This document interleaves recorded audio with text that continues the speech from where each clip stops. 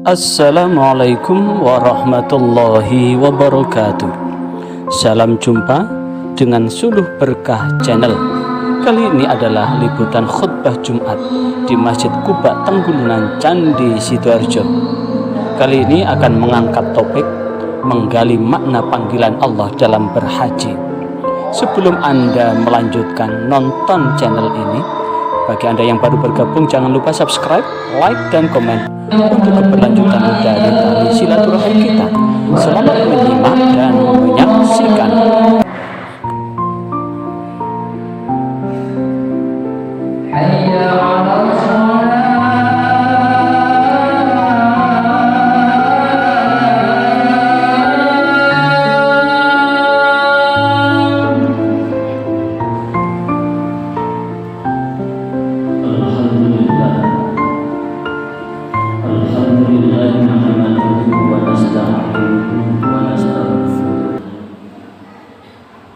ونعوذ به من شرور أنفسنا ومن سيئات أعمالنا من يهده الله فلا مضل له ومن يضلله فلا هادي له أشهد أن لا إله إلا الله وحده لا شريك له وأشهد أن محمدًا عبده ورسوله اللهم صل وسلم وبارك على سيدنا محمد وعلى آله وأصحابه من اتقى أما بعد فيا عباد الله أوصيكم وإياي بتقوى الله فقد فاز المتقون فقال الله تعالى في كتابه الكريم أعوذ بالله من الشيطان الرجيم وإذ بوأنا لإبراهيم مكان البيت ألا تشرك بي شيئا وطهر بيت للطائفين وطهر بيتي للطائفين والقائمين والركع السجود وأذن في الناس بالحج يأتوك رجالا وعلى كل ضامر يأتين من كل فج عميق معاشر المسلمين وزمرة المؤمنين رحمكم الله.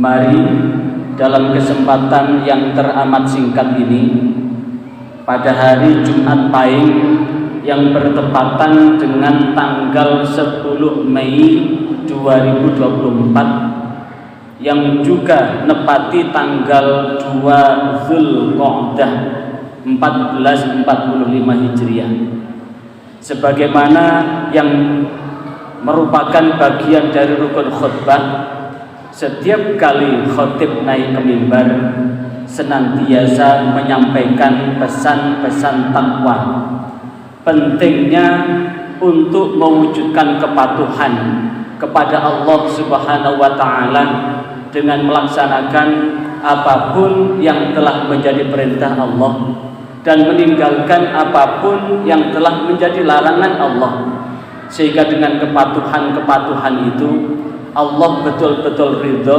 buat hidup dan kehidupan kita, sehingga dengan keridhaan Allah itu kita semua sangat berharap mudah-mudahan Allah senantiasa membentangkan jaminan keselamatan buat hidup dan kehidupan kita, istri kita dan anak turun kita sampai akhir hayat, sampai dunia hingga akhirat. Ma'asyiral muslimin wa zumratal mu'minin rahimakumullah.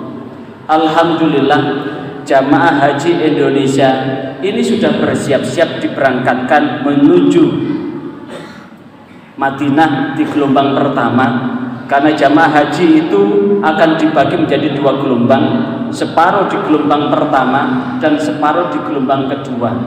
Di gelombang pertama jamaah haji akan diterbangkan dari tanah air menuju Madinah, di gelombang 2 dari tanah air menuju Jeddah. Dan insya Allah besok sudah mulai masuk asrama haji Surabaya 5 kloter untuk diterbangkan pada tanggal 12, terbang 5 kloter dan datang 5 kloter. Karena itulah mudah-mudahan jamaah haji Indonesia tahun ini yang jumlahnya terbesar sepanjang sejarah, karena tahun ini Indonesia mendapatkan jatah 240.000 jamaah haji. Sehingga mudah-mudahan untuk Jawa Timur, andaikan hari ini punya uang kemudian daftar, antriannya selama 36 tahun. Karena itulah buat seluruhnya yang punya uang, walaupun belum genap 25 juta, niat kepada Allah Subhanahu wa Ta'ala, kita akan memberi panggilan. Karena itulah hari ini saya akan mengangkat topik tentang hakikat panggilan haji, yang kemudian akan kita perjelas setelah sholat Jumat nanti. Apa makna yang sesungguhnya panggilan haji itu? Ma'asyiral muslimin wa zumratal mu'minin rahimakumullah. Allah Subhanahu wa Ta'ala menegaskan di dalam Al-Qur'an surah Al-Hajj ayat 26. A'udzu billahi minasyaitonir rajim. Wa idh bawwa'na li Ibrahim, dan ingatlah ketika kami Allah memberikan tempat li Ibrahim kepada Nabi Ibrahim, makanal bait, tempat rumah ini, yaitu maknanya adalah Baitullah. Kenapa? Setelah Nabi Ibrahim ini keluar dari Palestina, karena sesungguhnya setelah diketahui Siti Hajar hamil, maka Siti Sarah tidak rela jikalau kemudian cintanya kepada dirinya berkurang, maka Siti Hajar meminta dipisahkan dengan Siti Hajar sejauh-jauhnya. Maka kemudian di tengah perjalanan belum ada tujuan pasti, maka kemudian Allah Subhanahu wa Ta'ala memilihkan kepada Nabi Ibrahim apa? Untuk satu tempat yang disebut dengan Lembah Bakkah. Lembah Bakkah ini satu lembah yang seperti mangkok, yang di situ adalah tempat di mana Allah memilihkan namanya Baitullah atau Ka'bah. Dan inilah yang kemudian Allah mengingatkan, ingatlah ketika Allah memilihkan tempat kepada Ibrahim, yaitu Baitullah. Untuk apa? Allah tusyrik bi syai'a, untuk supaya kamu semua tidak menyekutukanku dengan sesuatu pun apapun. Wa tahhir baitiya, dan mensucikan rumahku yaitu Baitullah. Untuk apa? Lit taifina, untuk taif, yaitu satu perbuatan yang diawal dengan niat berputar 360 derajat mengelilingi Baitullah. Wal qaimin, untuk menegakkan sholat, wal ruka'is sujud, untuk rukuk dan sujud. Artinya apa? Selain dipergunakan sebagai bagian yang tak terpisahkan dalam rangka melakukan rangkaian manasik haji maupun umroh, maka disitulah kemudian sebagai kiblat kita, arah kita menunjukkan niat kita kepada Allah, dan arah adalah menghadap ke kiblat ketika kita sholat. Untuk apa? Wal qaimin, menegakkan sholat, wal ruka'i, untuk rukuk, was sujud, dan sujud. Untuk sholat, rukuk, dan sujud menghadap ke Baitullah. Karena itulah titik inilah yang kemudian ada satu hal yang istimewa, satu-satunya masjid yang di situ seluruh orang yang sholat itu menghadap ke seluruh penjuru mata angin. Kenapa? Karena melingkar, bisa juga menghadap ke timur, bisa menghadap ke barat, bisa menghadap ke selatan, bisa menghadap ke utara, ke arah Baitullah. Tapi khusus kita jamaah Masjid Quba ini semuanya menghadap ke barat, arah barat menuju barat laut atau barat daya, barat yang arah ke arah Baitullah. Setelah itu kemudian, setelah Nabi Ibrahim selesai membangun Baitullah yang dipilihkan oleh Allah, dilanjutkan pada ayat 27, wa adzim fil nas bil hajj, maka serukanlah manusia untuk berhaji. Serukanlah manusia untuk berhaji, yaitu karijala wa ala kulli dhamir yatina min kulli fajjin amik. Dan mereka yang memenuhi panggilanmu itu datang dengan berjalan, wa ala kulli dhamirin, dan mengendarai setiap macam kendaraan, yatina, mereka semua datang min kulli fajjin amik, dari arah yang sangat jauh, termasuk kita dari Indonesia. Saat Allah wa adzim fin nas bil hajj, Nabi Ibrahim mengalami kebingungan. Kenapa? Sebagaimana dijelaskan di dalam tafsir Ibnu Katsir, wa alti finnas bil hajj, maksudnya adalah nadin finnas da'iyan, maka panggillah kepada manusia dengan panggilan lahum, kepada mereka, ilal hajj, untuk mengunjungi ilal bait, ila hadal bait, ke Baitullah itu. Maka saat itu, setelah Nabi Ibrahim selesai diperintahkan membangun Baitullah itu, fadzukira annahu qol, maka kemudian Nabi Ibrahim sambat kepada Allah, ya Rabb, wahai Tuhan, wa kaifa abalighun nas, bagaimana caranya kami bisa memanggil mereka, wa sauti, sementara suaraku la yanfadhuhum, tidak mungkin mampu menjangkau mereka. Jangankan panggilan dari Mekah menuju mana? Tenggulunan, menuju Candi, menuju Indonesia, wong kita berteriak dari masjid ini ke pasar larangan ada, tidak akan mungkin terdengar. Jangankan dari pasar larangan, dari sini kemudian ke belakang, kecuali kita pakai pengeras, maka tentu tidak bisa menjangkau suara kita. Dan itu amat sangat disadari oleh Nabi Ibrahim. Maka kemudian saat dia sambat begitu, maka Allah menjawab, nadin wa alainal balag, tugasmu hanya memanggil, sampai atau tidaknya adalah urusanku, kata Allah. Maka begitu mendapatkan panggilan itu, Nabi Ibrahim langsung berdiri dari tempat duduknya. Kemudian di dalam satu riwayat, Nabi Ibrahim langsung naik ke batu yang besar.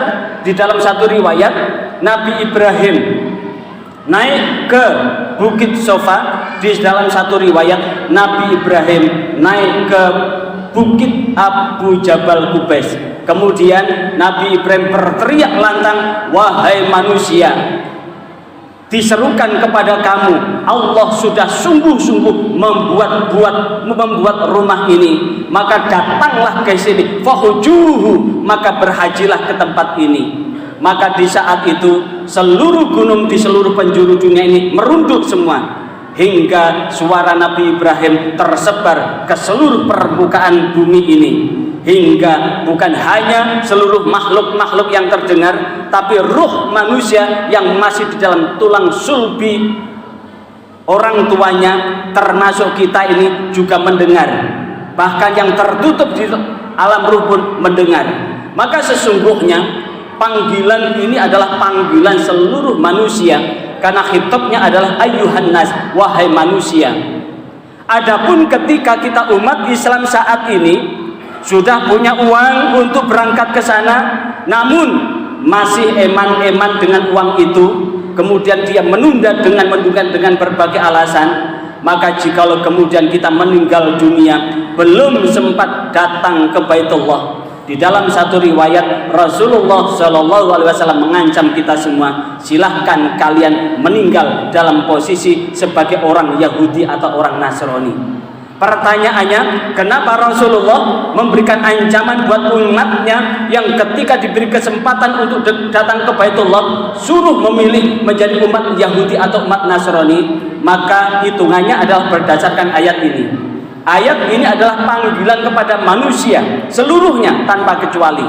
Sementara yang kedua yang memanggil adalah Nabi Ibrahim. Siapakah Nabi Ibrahim itu? Nabi Ibrahim itu adalah nabi, bapaknya Nabi Ismail alaihissalatu wassalam dan bapaknya Nabi Ishak alaihissalatu wassalam. Nabi Ismail alaihissalatu wassalam menurunkan anak turunnya sampai Rasulullah Muhammad sallallahu alaihi wasallam yang membawa syariat Islam yang kita rasakan saat ini. Nabi Ishak menurunkan Nabi Yakub. Nabi Yakub punya 12 putra. 12 putra inilah kemudian Yakub itu adalah disebut dengan Israel. Anak turun Nabi Yakub adalah Bani Israel. Dan seluruh nabi-nabi terdahulu itu adalah diutus untuk Bani Israel. Salah diantaranya adalah Nabi Musa alaihissalatu wassalam yang mendapatkan wahyu kitab Taurat. Nabi Daud yang membawa wahyu, yang mendapatkan wahyu kitab Zabur. Nabi Isa yang mendapatkan wahyu, dan di situ terangkum dalam kitab Injil. Pengikut-pengikut yang memakai kitab Zabur dan kitab Taurat disebut dengan Yahudi. Pengikut-pengikut yang memakai kitab Injil disebut Nasrani. dan yang memanggil adalah Nabi Ibrahim, maka siapapun umat Islam yang punya kemampuan datang ke sana tapi dengan berbagai macam alasan tidak datang, silahkan meninggal bukan sebagai umat Rasulullah, suruh memilih jadi umat Yahudi atau umat Nasrani. Maka mudah-mudahan dengan sebelum khutbah ini menghentakkan kesadaran kita bahwa sesungguhnya Allah lah yang memberikan rizki. Ketika Allah memanggil untuk datang ke rumahnya, ke Baitullah sebagai panggilan Allah, maka apapun Allah akan memudahkan rizki kita, memberkahi rizki kita. Survei membuktikan orang-orang yang datang ke sana ternyata tidak kemudian setelah datang ke sana semakin miskin, tapi pekerjaannya semakin barokah, rizkinya semakin barokah, apapun yang diupayakan semakin barokah. Maka itulah yang kemudian doa orang-orang yang habis haji maupun umroh, salah satunya adalah watijarotan lan taburo, orang yang dagang berdagangannya tidak pernah merugi. Artinya apa? Uang yang dipakai ke sana akan Allah ganti dengan caranya Allah. Maka mudah-mudahan dengan sebelum khutbah ini doa kita, mudah-mudahan jamaah haji yang datang tahun ini betul-betul Allah memberkahi ibadahnya, memberkahi pekerjaan dan rizkinya, memberkahi keluarganya dengan doa di tempat yang mustajabah. Dan kita yang belum berkesempatan ke sana, mudah-mudahan dilebihkan rizki kita, luweh turah hingga luweh turahan itu bisa untuk ke Mekah untuk melaksanakan haji maupun umroh. Bagi yang sudah, mudah-mudahan lanjut ke sana sebagai tanda kecintaan kita kepada Allah dan Rasulullah. Mudah-mudahan sampai ajal menjemput kita, kita diberikan umur yang husnul khotimah, selamat dunia akhirat. A'udzubillahi minasyaitonirrajim. Bismillahirrahmanirrahim. Wal 'asri innal insana lafi khusrin illal ladzina amanu wa 'amilus shalihati wa tawassaw bil haqqi wa tawassaw bis sabr. Barakallahu li wa lakum fil Qur'anil azim wa nafa'ani wa iyyakum. Demikian liputan khutbah di Masjid Quba. Bagi Anda yang baru bergabung, sebelum meninggalkan channel ini, jangan lupa subscribe, like, dan komen untuk keberlanjutan dari tali silaturahim kita. Sampai jumpa di kesempatan yang lain. Wassalamualaikum warahmatullahi wabarakatuh.